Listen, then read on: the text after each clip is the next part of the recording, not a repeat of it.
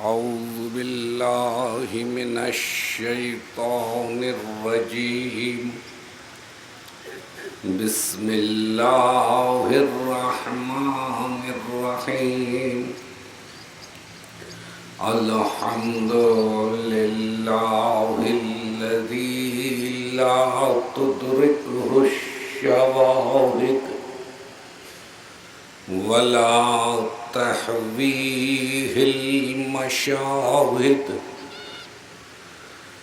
ولا تراه النواظر ولا تحجبه السواتر. الدال على قدمه بحدوث خلقه وبحدوث خلقه على وجوده وباشتباههم على أن لا شبه له، الذي صدق في ميعاده وارتفع عن ظلم عباده وقام بالقسط في خلقه وعدل عليهم في حكمه. والصلاة والسلام على صاحب العبد أول العدد العبده المؤيد الرسول المسدد المصطفى الأمجد المحمود الأحمد أبي القاسم محمد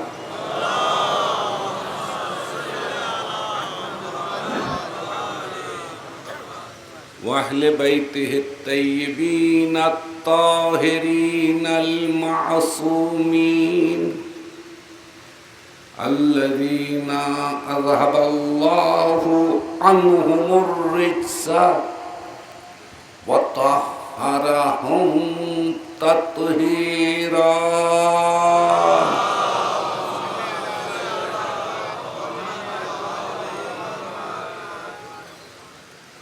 أما بعد فقد قال الله في كتابه الحكيم: لقد كان لكم في رسول الله أسوة حسنة. درود پڑھیں.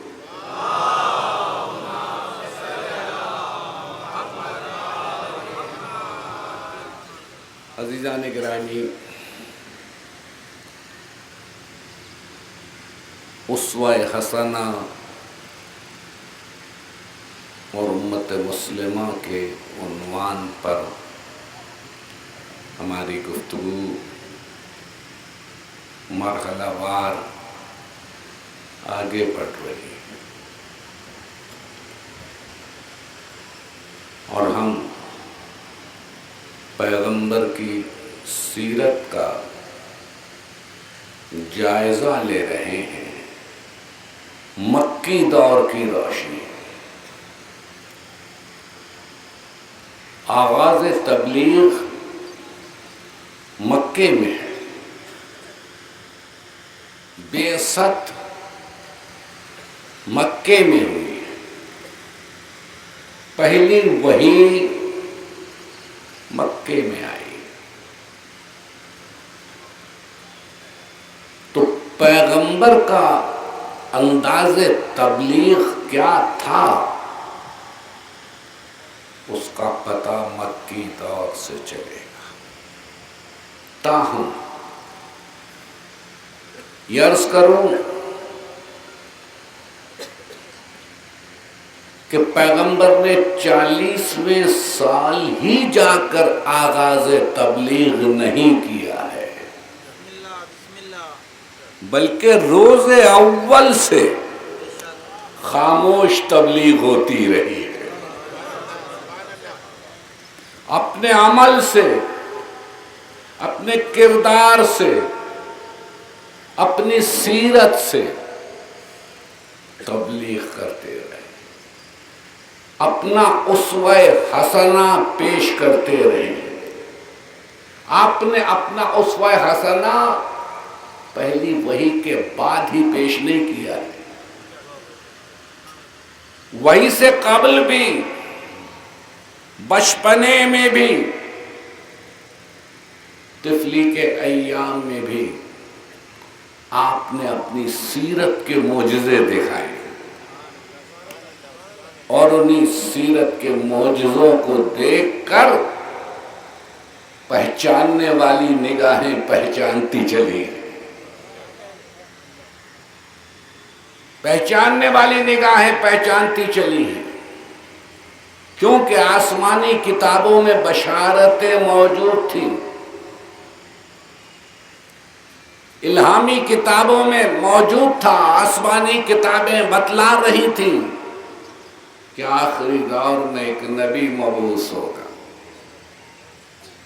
ایک نبی کو آنا ہے، اور اس کے جو اوصاف بتلائے گئے تھے وہ سب نظر آ رہے تھے، صاف نظر آ رہے تھے۔ مسلمان ہونے والے بعد آغاز تبلیغ ہی عملی یعنی قولی تبلیغ ہی مسلمان نہیں ہوئے، بہت سارے لوگ اعلان نبوت سے قبل ہی اسلام لا چکے تھے، اور اس پر کبھی اور گفتگو ہوگی، یا ہو سکا تو آخری مجلس میں گفتگو ہو۔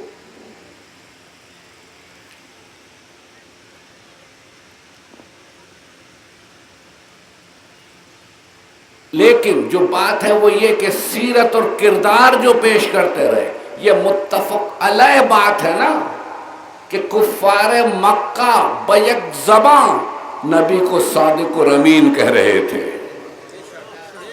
صادق اور امین، پورا مکہ کہہ رہا تھا کہ آپ صادق بھی ہیں، آپ امین بھی ہیں، تو نبوت ہے کیا بجز صداقت و امانت کی؟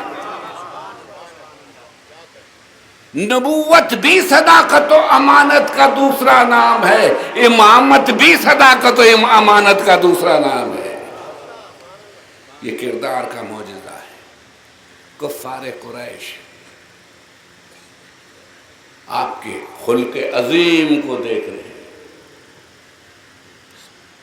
آپ کے خلق عظیم کو دیکھ کر آپ کی صداقت و امانت کا کلمہ پڑھ رہے ہیں، گویا آپ نے اپنی رسالت کا کلمہ پڑھوانے سے پہلے اپنی صداقت و امانت کا کلمہ پڑھوایا ہے۔ اپنے عمل سے یہ ابھی کہا نہیں ہے کہ میں رسول ہوں، لیکن رسولوں کا سا عمل پیش کر رہے ہیں، رسولوں کا سا کردار پیش کر رہے ہیں، اور پورا مکہ کہہ رہا ہے کہ آپ ہی صادق اور امین ہیں، آپ ہی صادق اور امین ہیں۔ یک زباں ہو کر، اور اسی لیے جب آپ نے پہلی وحی کے بعد عملی تبلیغ شروع کی تو وہی کفار جو آپ کو صادق اور امین کہتے تھے، انہوں نے تعجب بھی کیا، شک بھی کیا، انکار بھی کیا، تعجب بھی کیا، شک بھی کیا، انکار بھی کیا۔ کرے آپ نبوت کا دعویٰ کر رہے کہ ہاں میں نبی ہوں، اور بتاؤ کل تک تم ہی مجھے صادق اور امین کہتے تھے یا نہیں؟ تم ہی کہہ رہے تھے یا نہیں؟ تم ہی سے میں نے سوال کیا تھا کہ میں پوچھوں کہ اگر اس پہاڑ کے پیچھے سے لشکر آ رہے ہیں تو تم مانو گے؟ تم نے کہا تھا ہاں، تم نے کہا تھا ہاں، تو اب میں کہہ رہا ہوں کہ میں اللہ کی طرف سے نبی بن کر آیا ہوں، اس کا دین لے کر آ رہا ہوں۔ تم تعجب کر رہے ہو؟ تمہیں تعجب ہے تو تمہیں معجزہ دکھاؤں؟ تو سنو، دلیل دوں، سنو۔ فَقَدْ لَبِثْتُ فِيكُمْ عُمَرًا مِّن قَبْلِهِ أَفَلَا تَعْقِلُونَ، میں نے تم ہی میں ایک عمر گزاری ہے، کیا تم اب بھی عقل سے کام نہیں لوگے؟ یہ قرآن کیا ہے؟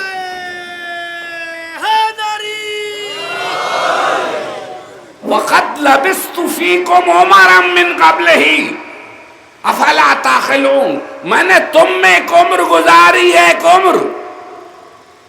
کیا تم اب بھی عقل سے کام نہیں لوگے؟ کیا تم نے میرا ماضی نہیں دیکھا؟ کیا تم نے میرا بچپنا نہیں دیکھا؟ کیا تم نے میرے سیرت و کردار کے معجزے نہیں دیکھے؟ کیا تم نے میری نشست و برخاست نہیں دیکھی؟ کیا تم نے میرا چال چلن نہیں دیکھا؟ کیا تم نے میرا کریکٹر نہیں دیکھا؟ تم نے میری زندگی میں کوئی عیب دیکھا؟ کوئی نقص دیکھا؟ کوئی رچ دیکھا؟ بتاؤ میرا ماضی تمہارے سامنے ہے یا نہیں؟ میں آج اچانک تمہارے شہر میں نہیں آ گیا ہوں، میں آج نو وارد نہیں ہوں، تم نے 40 سال تک مجھے دیکھا ہے، 40 سال تک مجھے دیکھا ہے. تو اس سوال کا کوئی جواب نہیں تھا. اگر چاہتے تو یہ بھی کہہ سکتے تھے میں سورج کو پلٹا دوں، چاند کے 2 ٹکڑے کر دوں، ستارہ گھر میں نازل ہوگا، یہ معجزہ دکھا دوں. دکھا سکتے تھے، دکھائے، لیکن یہ وہ معجزے تھے جو اس دور کے لوگوں نے دیکھا. نبی ایسا معجزہ دکھانا چاہتے تھے جو قیامت تک انسانیت دیکھ سکے، ایسا سیرت و کردار کا معجزہ جو ہمیشہ ہمیشہ نظر آئے، آج کے بدترین دشمن کو بھی نظر آئے، آج کے کرٹک کو بھی نظر آئے. میں نے ایک عمر تم میں گزاری ہے، کیا تم عقل سے کام نہیں لوگے؟ دیکھیے نبی یہ کیا کہہ رہے ہیں، میرے ماضی کو دیکھو پھر میرے حال پر سوچو، پھر میرے حال کے بارے میں فیصلہ کرو. ہادی وہ ہوتا ہے جو اپنے ماضی پہ شرمندہ نہ ہو، ہادی وہ ہوتا ہے جو اپنے ماضی پہ شرمندہ نہ ہو، بلکہ ماضی پہ بھی فخر کر سکے، ماضی پر بھی فخر کر سکے. کوئی یہ نہ کہہ سکے آج یہ کہتے ہو، کل تک تو تم خود یہ تھے، آج تم ہم کو امر بالمعروف اور نہی عن المنکر کر رہے ہو، کل تک تم یہ تھے. یہ ہے تمہارا ماضی. تو پھر گھبرا کے نہ کہے کہ میرے ماضی کی بات نہ کرو، میرے ماضی کے قصے نہ چھیڑو، میرے حال کو دیکھو اور اب میرے مستقبل کو دیکھنا. دیکھیے یہ نبوت کا معجزہ ہے یا نہیں جو سیرت و کردار کا معجزہ ہے. اگر کہا کہ یہ بت کچھ نہیں ہے، یہ بت بیکار ہیں، ان کی پرستش نہ کرو، تو کوئی تاریخ نہیں بتا سکتی کہ نبی کسی بت کے آگے جھکے ہو، خود بت پرستی کی ہو. نبی نے کہا جھوٹ نہ بولو، تو کوئی تاریخ نہیں بتاتی کہ کبھی جھوٹ بولا. اگر نبی کہہ رہے شراب نہ پیو، بتدریج یہ احکامات آئے، لیکن کوئی تاریخ نہ بتا سکی کہ نبی وہ کام کرتے تھے جس سے بعد میں روکا. تو عزیزو سیرت کا سب سے بڑا معجزہ یہ ہے کہ جیسا ماضی ہے ویسا حال ہے، جیسا حال ہے ویسا مستقبل ہے.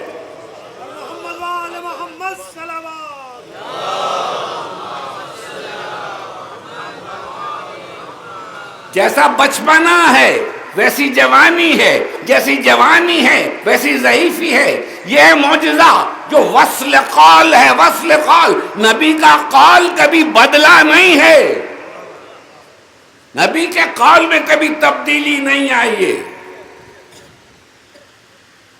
نبی جیسا بچپنے میں تھا ویسا جوانی میں ہے، جیسا جوانی میں تھا ویسا ضعیفی میں ہے نہیں، جیسا مکے میں تھا ویسا ہی مدینے میں ہے. جیسا اس وقت تھا کہ جب اقتدار نہیں تھا ویسا ہی اس وقت ہے جب اقتدار میں ہے. ارے اقتدار میں آنے کے بعد لوگ کیسے بدل جاتے ہیں، کیسے بدل جاتے ہیں کسے نہیں معلوم. رہن سہن بدل جاتا ہے، طرز زندگی بدل جاتا ہے، سب کچھ بدل جاتا ہے، لیکن یہ نبی ہے کہ جو بدلا نہیں. اور 40ویں سال وہی آئی ہے نا. تو 40 سال تک کیا تھے؟ 40 سال تک کیا تھے؟ کس دین پر تھے؟ نہیں، اس بات کو بھی رہنے دے، یہ تو اشارہ ہو چکا کہ اول ما خلق اللہ نوری کنت نبیا وآدم بین الماء والطین. 40 سال تک اگر بقول ایک طبقے کے نبی نہیں تھے تو پھر کیا تھے؟ آپ انسان تھے نا. جو آپ میں کمالات تھے اخلاقی، وہ کہاں سے آئے؟ یہ صداقت اور امانت کی تربیت کس نے دی؟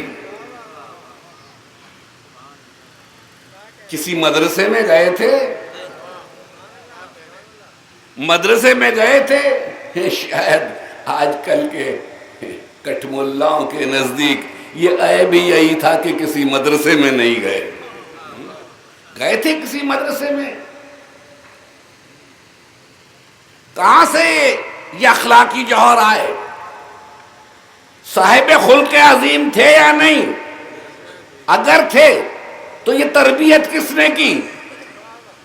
اگر نبی صاحب خلق عظیم تھے بچپنے ہی سے تو یہ تربیت کس نے کی؟ یا تو مانو کہ نبی بحیثیت نبی کے دنیا میں آئے تھے، یا پھر یہ مانو کہ تربیت کرنے والے چچا کا یہ کمال تھا.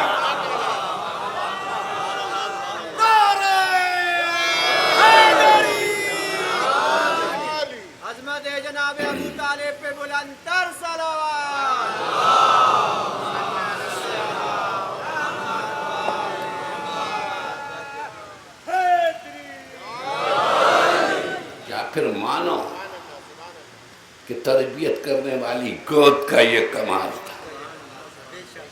اس نے ایسی تربیت کی کہ اس کے گود میں پلنے والا ایک نبی بنا، ایک امام بنا.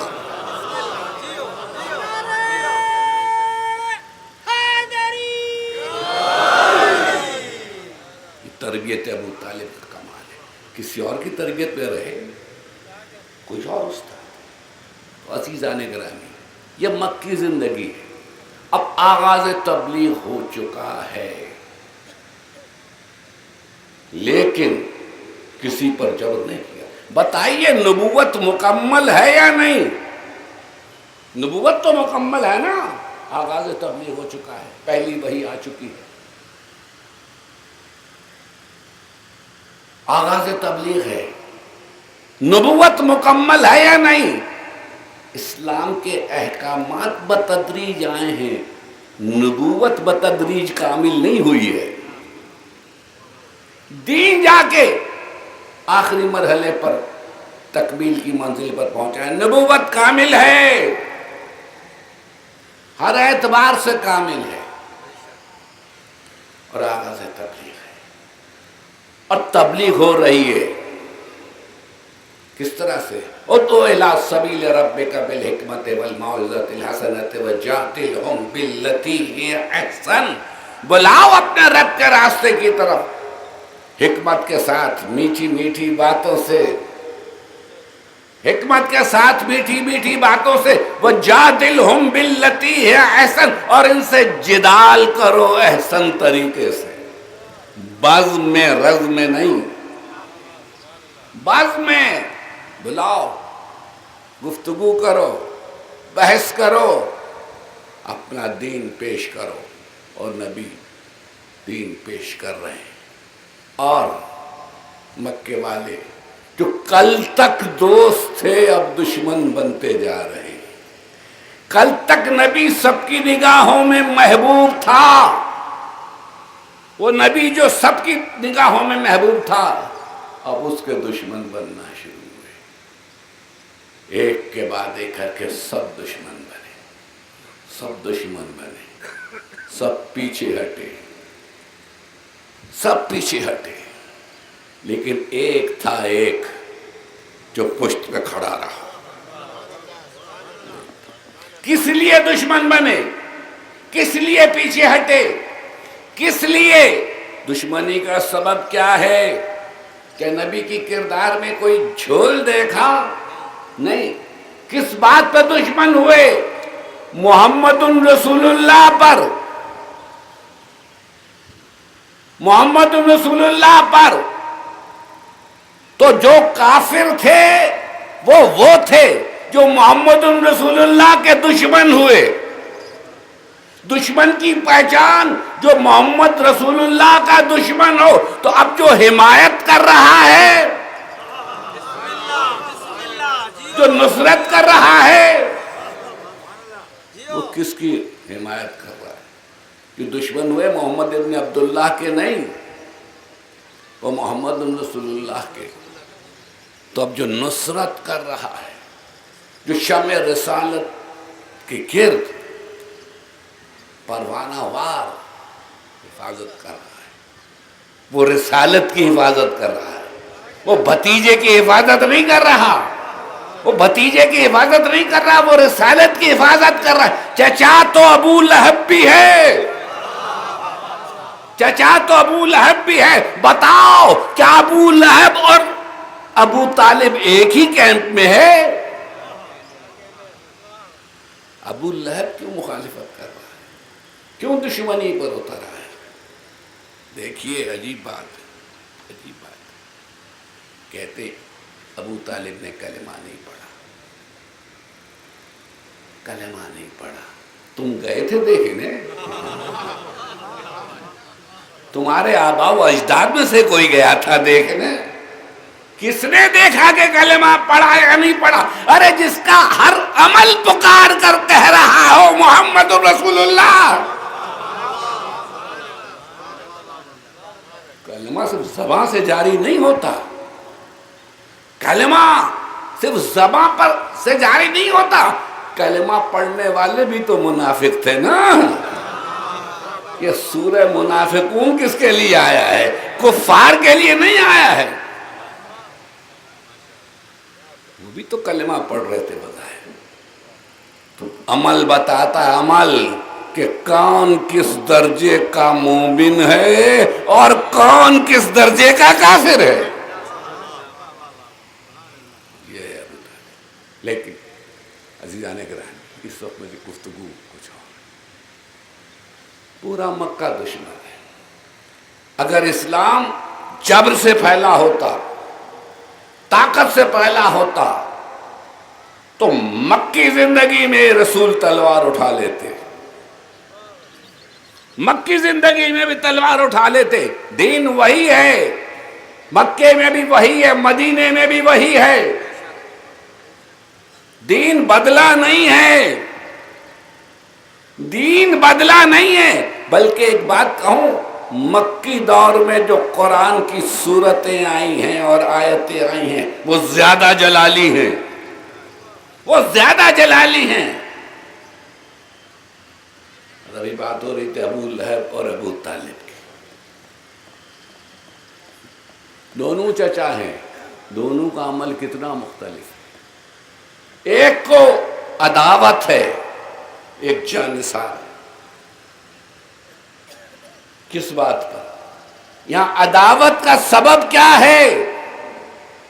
حمایت کس بات پر ہے؟ عزیزو، عقیدہ دوستوں کو دشمن بنا دیتا ہے. عقیدہ رشتہ داریوں کو بھی ختم کر دیتا ہے. لیکن جب عقیدے میں جگانگت ہو تو پھر غیر بھی اپنا ہو جاتا ہے.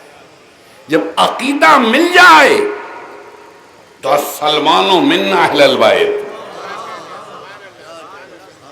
سلمان منا اہل البیت، سلمان ہم اہل بیت. یہ مکی زندگی ہے.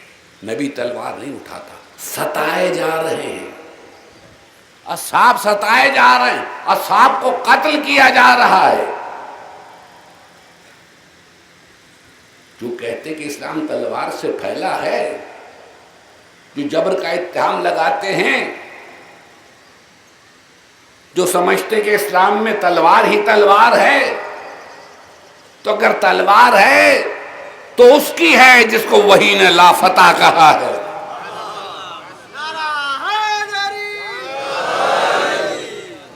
نے مکی دور میں تلوار اٹھائی؟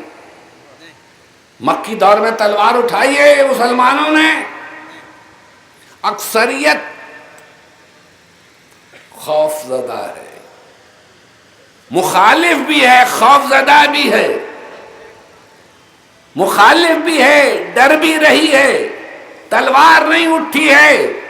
تلوار اٹھانے پر نہ کفار آمادہ ہے نہ نبی۔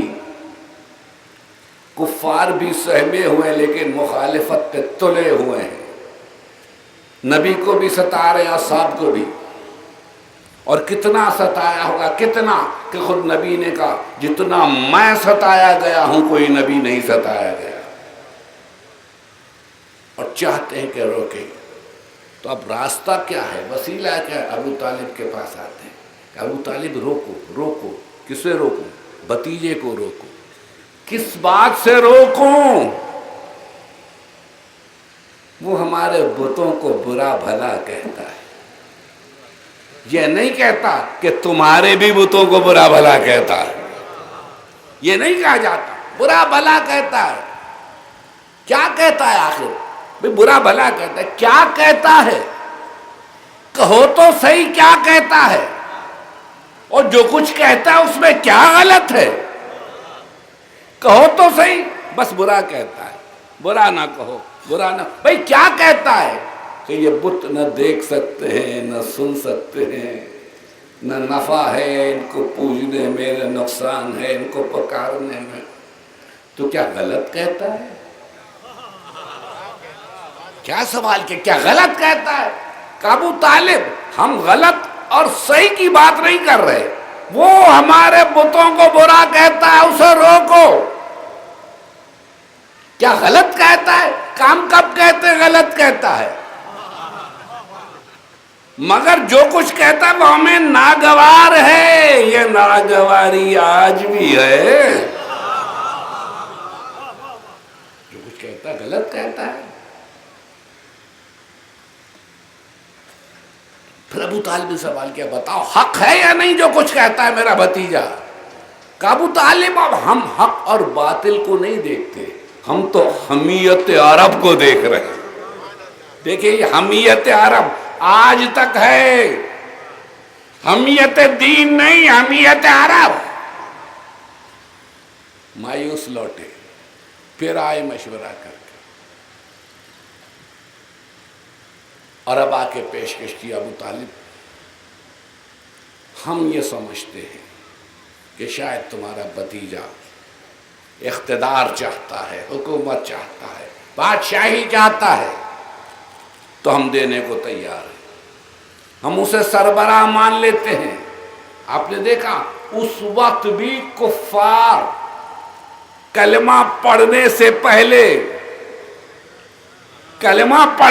پہلے بھی یہ سمجھ رہے تھے کہ یہ نبوت اقتدار کے لیے ہے، کلمہ پڑھنے کے دن بھی یہی سمجھا، اور آج تک بھی یہی سمجھا جا رہا ہے، آج تک یہی سمجھا جا رہا ہے۔ لیکن اگر نبوت اقتدار سے مشروط ہوتی تو علی کل شیء قدیر مکہ ہی میں اقتدار دے دیتا۔ اس نے مکی زندگی میں اقتدار نہیں دیا، نہیں، ہم اقتدار دینے کو تیار ہیں، حکومت دینے کو تیار ہیں، اور اگر دولت چاہتا ہے، جتنی دولت چاہتا ہے، ہم دینے کو تیار ہیں، ہم دینے کو تیار ہیں۔ اور اگر کسی متمول خاتون سے عقد کرنا چاہتا ہے تو اس کا بھی انتظام ہو سکتا ہے، لیکن شرط بس ایک ہے، یہ لا الہ الا اللہ نہ کہے۔ بھتیجے کو پیغام پہنچایا، یہ کہتے ہوئے ان سے کہ مجھے معلوم ہے کہ جواب کیا ہوگا، لیکن مجھے تم نے درمیان میں ایلچی بنایا ہے، میرا فرض ہے پیغام پہنچانا۔ کہ بھتیجے یہ پیشکش آئی ہے، کہ چچا ان سے کہہ دو کہ اگر یہ میرے ایک ہاتھ پہ سورج رکھ دیں، ایک ہاتھ پر چاند رکھ دیں، تب بھی میں لا الہ الا اللہ کہنے سے باز نہیں آؤں گا۔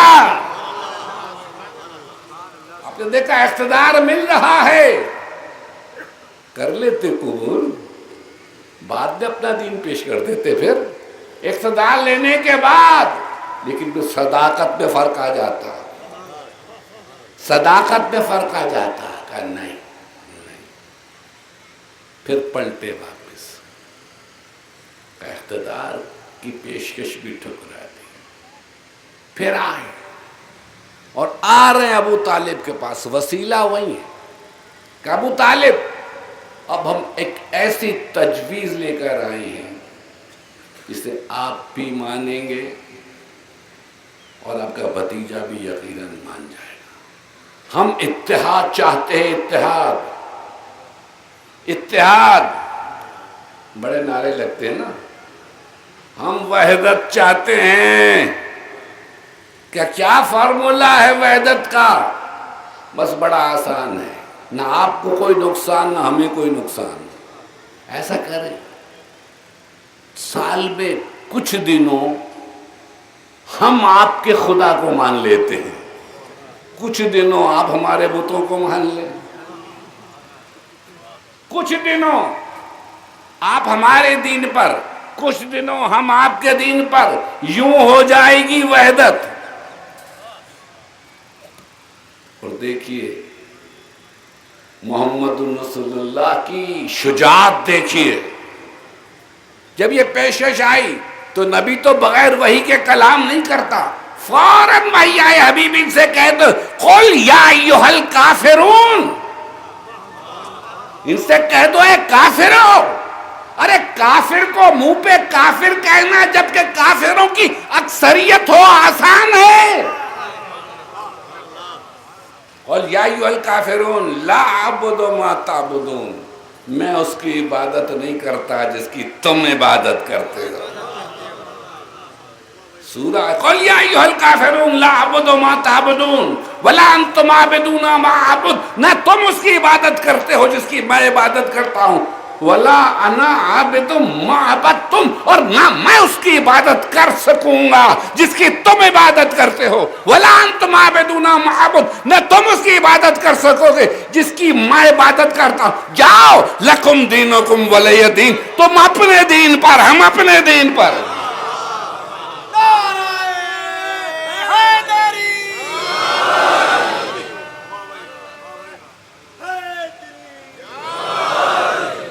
لکم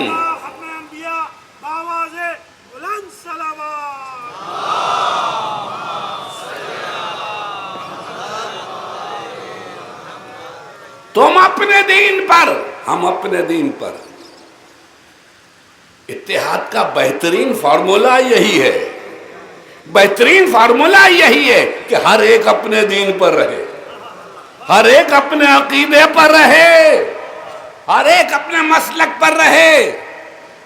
لکم دینکم ولی دین، تم اپنے دین پر، ہم اپنے دین پر، تمہیں تمہارا دین مبارک، ہمیں ہمارا دین مبارک، نہ تم ہم پہ جبر کرو نہ ہم تم پہ جبر کریں۔ بدلنا کیسا؟ اگر کچھ دنوں تم ہمارے دین پر رہے اور کچھ دنوں ہم تمہارے دین پر رہے تو نہ تم رہو گے نہ ہم رہیں گے، نہ تم رہو گے نہ ہم رہیں گے، تم رہو ہم رہیں۔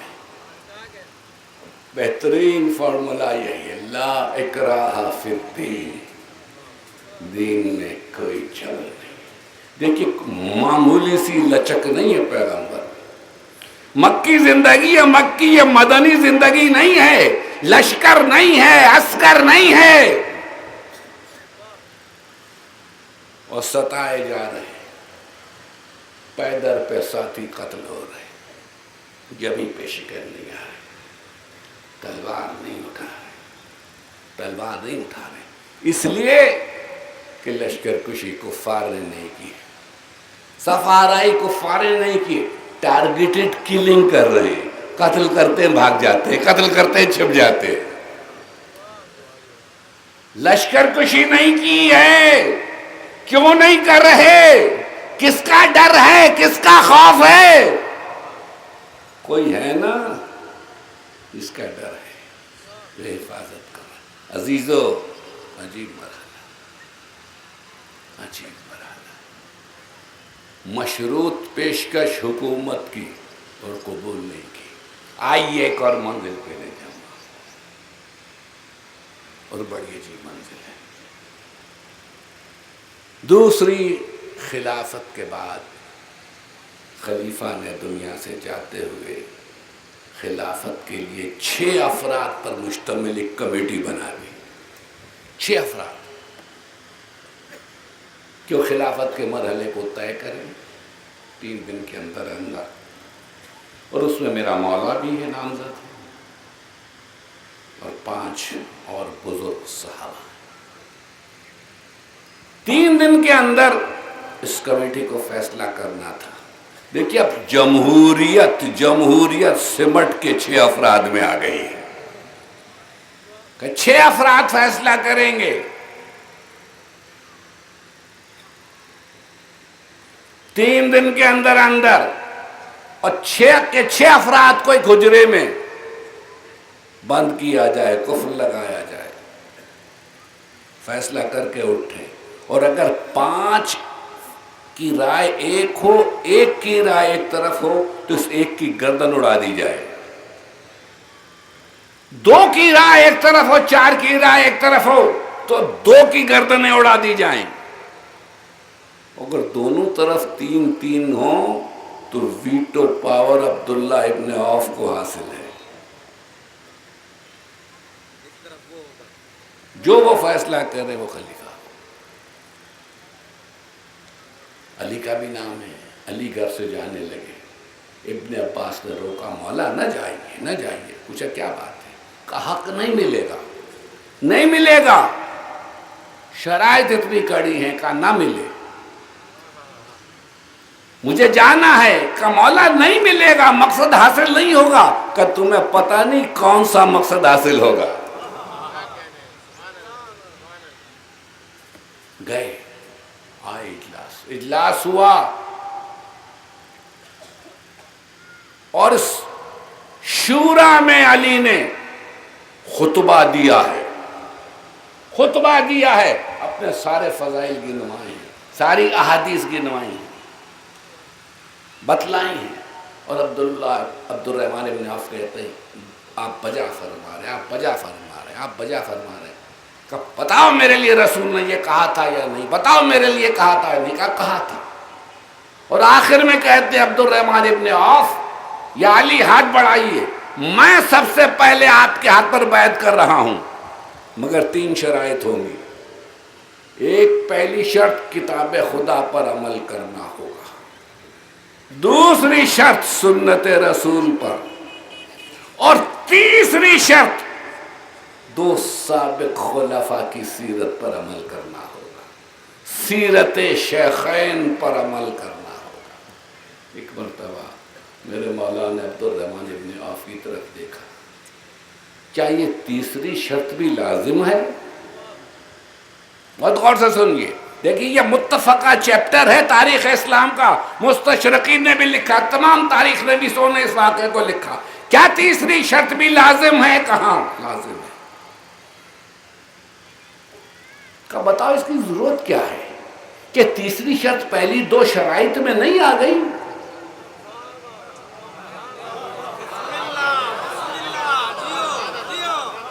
کیا یہ تیسری شرط پہلی 2 شرائط میں نہیں آ گئی؟ کیا ان بزرگواروں نے خود کتاب اور سنت پر عمل نہیں کیا تھا؟ اگر کیا تھا تو الگ سے شرط کیوں لا رہے ہو؟ اگر کیا تھا تو الگ سے شرط کیوں لا رہے ہو؟ اور اگر نہیں کیا تھا تو کس پر عمل کروں؟ کہ نہیں یا علی، اس تیسری شرط کو بھی ماننا ہوگا۔ تو پھر سوال کیا، اگر تیسری شرط نہ مانوں؟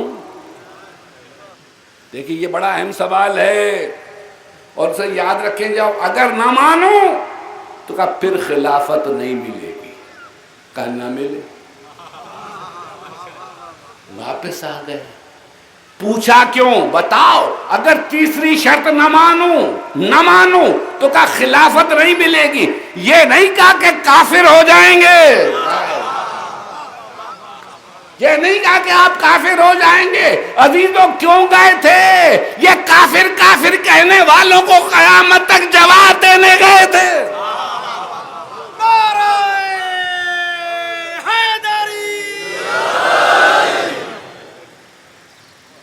خلافت میں ملے کہ نہ ملے،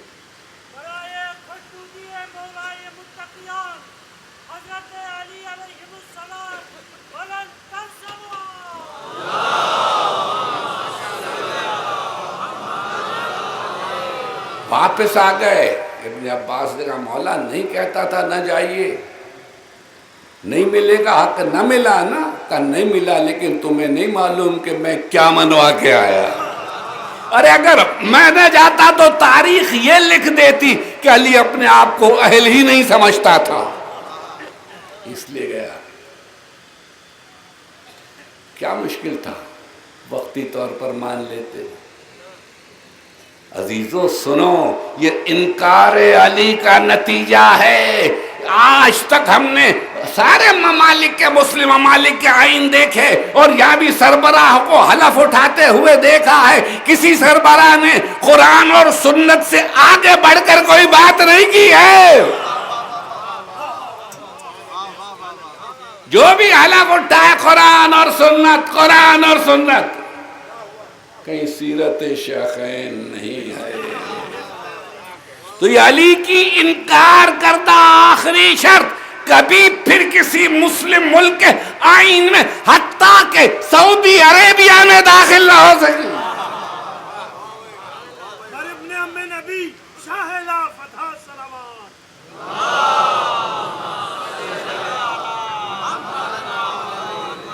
آج تک یہ تیسری شرط نہ داخل ہو سکے. یہ انکار علی کا معجزہ، یہ انکار علی کا معجزہ. احترام اپنی جگہ، احترام اپنی جگہ، لیکن سیرت پر عمل. احترام اپنی جگہ، محبتیں اپنی جگہ، تعلقات اپنی جگہ، لیکن عقیدہ اپنی جگہ. بس میں نے گفتگو ختم کر دی. آج کی حد تک یہاں گفتگو ہوگا. ایک بات ضروری عرض کرنا ہے کہ باوجود بڑی ہائی لیولز پر میٹنگز میں طے پانے کے باوجود لاؤڈ سپیکر پر ناجائز، ناروا پابندی کی جا رہی ہے اور لاؤڈ سپیکر کے استعمال کو روکا جا رہا ہے. سندھ کے اندرون سندھ مختلف شہروں میں اور اس شہر میں بھی بعض علاقوں میں حکام یا تو وعدہ نہ کریں، وعدہ کریں تو اس پر عمل کریں. عزاداری کو روکنے کی ہر کوشش مسترد کر دی جائے گی.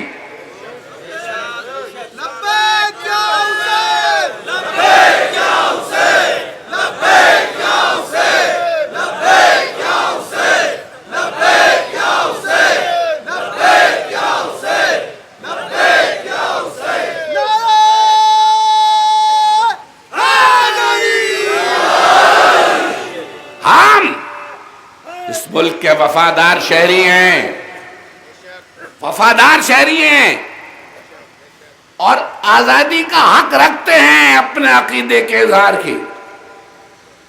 لاؤڈ سپیکر کے استعمال کو روکنے والوں، رائے ونڈ میں بھی تو اجلاس ہوتے ہیں، انہیں روک لو وہاں لاؤڈ سپیکر کو. وہاں کیوں لاؤڈ سپیکر استعمال ہوتا ہے؟ یہ سیاسی جلسے، یہ الیکشن کے درمیان کیا لاؤڈ سپیکر استعمال نہیں ہوئے؟ ان لاؤڈ سپیکر پہ تو کیا کچھ نہیں کہا گیا. ہم تو لاؤڈ سپیکر پر واقعہ کربلا بیان کر رہے ہیں، ہم تو آل محمد کا ذکر کر رہے ہیں. کس کو تکلیف ہو رہی ہے، کیوں ہو رہی ہے؟ کربلا کے ذکر سے کس کو تکلیف ہو رہی ہے؟ تو یہ ناروا پابندیاں نہ ہم نے کل قبول کی تھی نہ آج قبول کریں گے. آپ نے وعدہ کیا تھا کہ ہم آرڈیننس جاری کریں گے یا نوٹیفیکیشن جاری کریں گے، اب تک نہیں کیا. اور پولیس حکام مختلف مقامات پر سختی کر رہی، ایسی FIRs کی بھی پرواہ نہیں کی جائے گی، ایسی سختیوں کو خاطر میں نہیں لایا جائے گا۔ ذکر حسین نہ رکا تھا نہ رکے گا۔ ذکر حسین کو محدود کرنے کی کوئی کوشش کامیاب نہیں ہوگی۔ لہذا نامناسب طور پر کسی مسجد یا امام بارگاہ میں انتظامیہ کو ہراساں نہ کیا جائے، اور نہ کسی ذاکر یا خطیب پر خطاب کرنے کی ناروا پابندی قبول ہے۔ یہ کون سا ملک ہے؟ یہ کیسا ملک ہے کہ ایک صوبے میں تو وہ خطیب پڑھ سکتا ہے، دوسرے صوبے میں نہیں پڑھ سکتا، ایک ضلع میں تو پڑھ سکتا ہے، دوسرے ضلع میں نہیں پڑھ سکتا؟ یہ پنجاب میں ہو رہا ہے۔ کیا پنجاب الگ اسٹیٹ ہے؟ کیا پنجاب الگ صوبہ ہے؟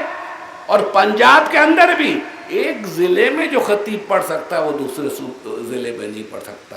یہ کون سا قانون ہے؟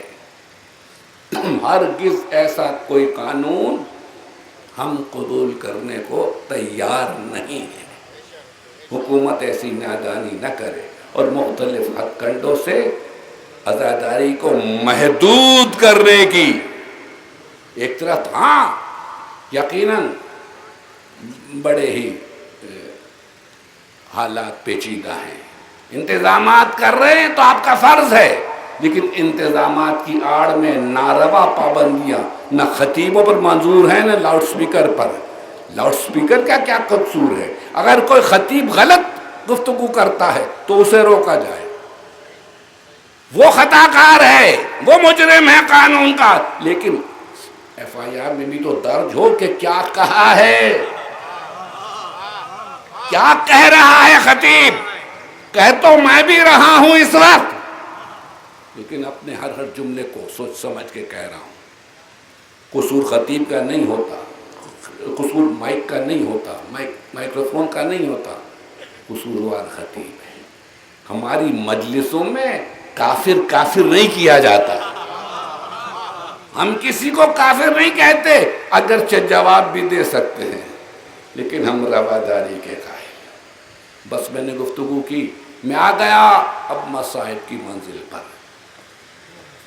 کل گفتگو تھی حر کی، ہے نا، ایک بات رہ گئی تھی، وقت ختم ہو رہا تھا۔ حر لشکر یزید میں تھا، کب تک؟ شب عاشور۔ دل میں محبت حسین تھی، محبت تھی، لیکن تھا لشکر یزید میں، لشکر یزید میں تھا۔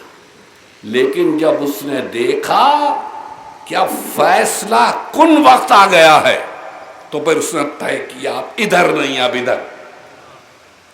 حر نے صبح عاشور عقیدہ نہیں بدلا ہے، بہت غور سے سنیے، حر نے صبح عاشور عقیدہ نہیں بدلا ہے، دین نہیں بدلا ہے، نماز کا طریقہ نہیں بدلا ہے، دین نہیں بدلا ہے، مسلک نہیں بدلا ہے۔ ہاں بدلا تو کیا بدلا، رات تک یزیدی تھا، صبح حسینی ہو گیا۔ رات تک یزیدی تھا، یزید کے لشکر میں تھا، یزید کے لشکر میں تھا۔ اور بتاؤ اب کیا کہتی ہے دنیا؟ اور شہید ہو کے کہاں گیا، کدھر گیا؟ وہ جنت میں گیا یا نہیں؟ زمانے کا امام اس کی قبر پہ آ کے اس کو سلام کرتا ہے، اس کی پیشانی پہ رومال زہرا بندھا ہوا ہے۔ کیا اسی لشکر میں رہتا یزید کے اور وہاں قتل ہو جاتا تو تاریخ میں اس کا نام بھی رہتا، قاتلان حسین میں رہتا یا نہیں؟ لیکن اب شہداء کربلا میں ہے، اب شہداء کربلا میں ظہر نصیب۔ تو عزیزو، یہ مجلسیں حسینی ضرور بنا رہی ہیں، اور دعوت حسین پر لبیک کہنے والے آ رہے ہیں۔ اور سنو، آج بھی کوئی شیعہ سنی جنگ نہیں ہے، کوئی فرقہ وارانہ جنگ نہیں ہے، وہ چند مٹھی بر یزیدی ہیں جو حسینیت کی راہوں میں کانٹے بچھا رہے ہیں، جو اسی طرح سے تنگ کر رہے ہیں، مسائل پیدا کر رہے ہیں جیسے کفار مکہ کرتے تھے، جیسے کفار مکہ. لیکن یہ عزاداری رکنے والی نہیں ہے. ارے یہ عزاداری کون سا ملک ہے جہاں نہیں ہو رہی؟ کون سا ملک ہے؟ کوئی ملک ایسا نہیں کہ جہاں نہ ہو رہی ہو. اگرچہ بم دھماکے بھی ہو رہے ہیں لیکن جانیں قربان کرنے والے جانیں قربان کر رہے ہیں اور حسین حسین کر رہے ہیں. آج مجھے حسین ابن علی کے بچپنے کے ایک دوست کا ذکر کرنا ہے. بچپنے کا دوست آپ سمجھ گئے نا، حبیب ابن مظاہر. حبیب ابن مظاہر بچپنے کا دوست، ایسا دوست ہے کہ جو بچپنے ہی سے مولا پہ جانثار کر رہا ہے، مولا کے پیچھے پیچھے چلتا ہے، مولا کے قدموں کی خاک اٹھا کے چومتا ہے. صحابی رسول ہے، مروجہ تاریخ کے مطابق رسول کی زیارت کی ہے، رسول کی زیارت کی ہے. حبیب یزید کے لشکر میں ہور تھا لیکن حبیب نہیں. حبیب جس کو حسین نے خط لکھ کر بلوایا ہے، جب بہن نے دیکھا کہ لشکر پہ لشکر آ رہا یزید کی فوج میں، کہا بھیا آپ بھی تو اپنے دوستوں کو لکھیں، آپ بھی تو کسی کو بلائیں مدد کے لیے. کہ اچھا بہن. تو خط لکھا گیا حبیب کے نام. اس خط میں حبیب کو فقیہ کہا ہے، فقیہ کوفے کے فقہاء میں سے ہے. خط لے کے قاصد چلا، دروازے پہ دق الباب کیا. حبیب زوجہ کے ساتھ بیٹھے ہوئے کھانا کھا رہے تھے دسترخوان پر. اٹھے، جا کے دروازہ کھولا، پوچھا کون؟ کہا میں حسین کا قاصد ہوں، میں حسین کا قاصد ہوں. یہ سننا تھا کہ اس قاصد کے ہاتھوں کو بوسہ دیا، بوسہ دیا. پوچھا کیا بات ہے؟ کہ یہ خط لایا. خط کھولا، پڑھا، لکھا تھا حبیب اے میرے بچپنے کے دوست، ہم مشکلات میں گر گئے ہیں، ہم لشکروں میں گر گئے ہیں. حبیب میرے ساتھ نبی زادیاں بھی ہیں، رسول زادیاں بھی ہیں. حبیب ہو سکے تو میری مدد کو پہنچو، ہو سکے تو میری مدد کو پہنچو. کہا جا تو جا، میں آ رہا ہوں. جا. آئے لیکن خاموش کھڑے ہیں، ہاتھ میں خط ہے. زوجہ پوچھتی کیا بات ہے، کیا بات ہے، کون تھا؟ کہا حسین کا قاصد تھا. کیا کہہ رہا تھا؟ خط لایا ہے. کیا لکھا ہے خط میں؟ کربلا میں گر گئے ہیں، مولا کربلا میں گر گئے، مجھے مدد کے لیے بلا رہے ہیں، مجھے مدد کے لیے بلا رہے ہیں. کہا پوچھا پھر کیا ارادہ ہے، کیا ارادہ ہے؟ کہ میں تیرے بارے میں سوچ رہا ہوں. یہ سننا تھا کہ اسے سر سے چادر اتار پھینکی اور کہا حبیب یہ میری چادر سنبھالو، یہ میری چادر سنبھالو. فاطمہ کا لال لشکروں میں گر گیا ہے اور تجھے میری فکر ہے. کہا نہیں نہیں، میں تیرا امتحان لے رہا تھا، میں تو صرف تیرا امتحان لے رہا تھا. میں جاؤں گا، ضرور جاؤں گا، تیاری ہو رہی ہے. اور غلام سے کہا تو فلاں مقام پہ کھڑے ہو جانا، میرا انتظار کرنا، میں پہنچ رہا ہوں. کچھ پہنچنے میں تاخیر ہوئی، دیکھا گھوڑے سے غلام کہہ رہا ہے میرے آقا نے آنے میں دیر کر دی، اب اگر مزید تاخیر کی تو تجھ پہ سوار ہو کے میں جاؤں گا، میں جاؤں گا. حبیب نے کہا اللہ اکبر، کیسا وقت آ گیا ہے امام پر کہ غلام بھی تمنا کر رہا ہے، نصرت کی تمنا کر رہا ہے. سوار ہوئے، چلے چلے کربلا کی طرف چلے۔ حسین کرسی پہ تشریف فرما تھے صبح کی نماز کے بعد، کہ عباس استقبال کرو، میرا مہمان آ رہا ہے، میرا مہمان آ رہا ہے۔ عباس آگے بڑھے، استقبال کیا حبیب کا، حبیب کو لے کے امام کی خدمت میں آئے۔ امام نے سینے سے لگا لیا، سینے سے لگا لیا، میرے بچپنے کے دوست، تم نے حق رفاقت ادا کیا ہے، تم نے دوستی کا حق ادا کیا ہے۔ سینے سے لگایا، حبیب کی آنکھوں میں آنسو ہے، کہ مولا آپ یاد کریں اور میں نہ ہوں، زہ نصیب کے آپ نے یاد کیا۔ ایسے میں ادھر سے کسی کنیز نے آ کے کہا حبیب نبی کی نواسی سلام کہہ رہی ہے، فاطمہ کی بیٹی سلام کہہ رہی ہے، تو حبیب نے رو کے کہا رہے یہ وقت آ چکا ہے کہ نبی کی نواسی اس غلام کو سلام کہلوا رہی ہے۔ عزیزو سنو، یہ حبیب ہے، یہ بہت ضعیف العمر ہے، یہ بہت بوڑھا ہے، لیکن اس طرح سے لڑا ہے جیسے کوئی جوان شیر لڑتا ہے۔ حبیب کو اجازت ملی، حبیب لڑے، بڑی دلیری کے ساتھ لڑے، بڑی دلیری کے ساتھ لڑے، اور گرے، گھوڑے سے گرے۔ امام پہنچے، حبیب کا سر اٹھا کے زانوں پہ رکھ لیا، حبیب ہم آ گئے، حبیب ہم آ گئے، بہت شکریہ آقا، تمنا تھی کہ دنیا سے جاتے ہوئے آپ کا دیدار کروں، اللہ نے یہ سعادت نصیب کی۔ میں بہت تیزی سے آگے بڑھ رہا ہوں چونکہ وقت ختم ہو رہا ہے۔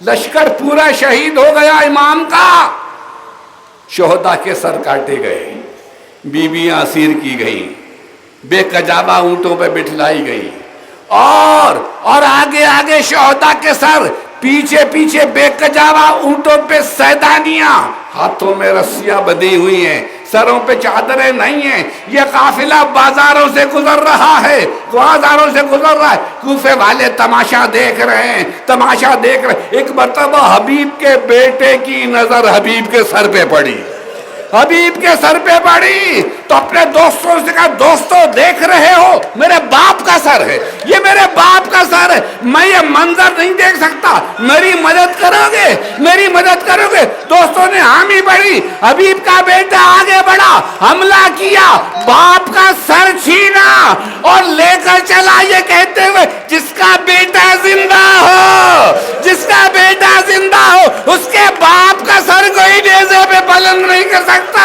ہائے عابد بیمار، ہائے میرا مولا زین العابدین، یہ منظر دیکھ رہا ہے۔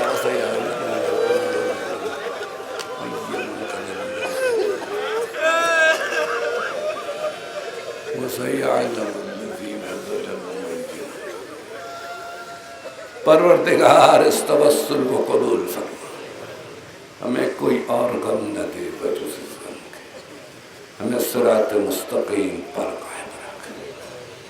پروردگار